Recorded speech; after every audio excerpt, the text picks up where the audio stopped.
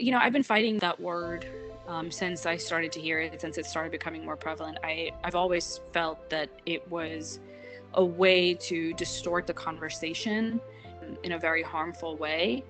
That you spend more time throat clearing and saying that no, I'm not hateful, and here's why, which gets away from the issue at hand about whether or not this ideology deserves criticism in this way. Or so I've been fighting it. Unfortunately, I don't think I've succeeded. Some people have adopted the term anti-Muslim bigotry, which I think is more in line with the spirit of what people are trying to capture when they say Islamophobia, when most people say Islamophobia.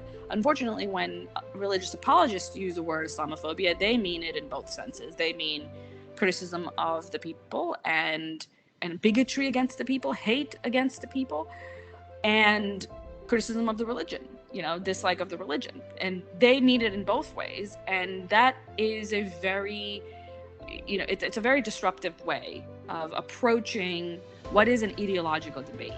And I think the consequences of that are that the only people that dare to speak about Islam are people who are either, feel very strongly about it, like me, or other new atheists and that kind of sort of people who are okay with being the villain, and actual villains, right? Like people who actually don't care if they're going to be hateful towards Muslims, or if they're going to harm Muslims. So it distorts the discourse in a way that is in the end harmful to everyone, but I think especially harmful to Muslims, because there's a lot of in between compassionate voices, normal people who don't hate their Muslim neighbors, don't want them to be kicked out of the country, but are concerned about various practices in Islam, concerned about maybe the element of intolerance and violence within Islam, maybe gender equality in Islam.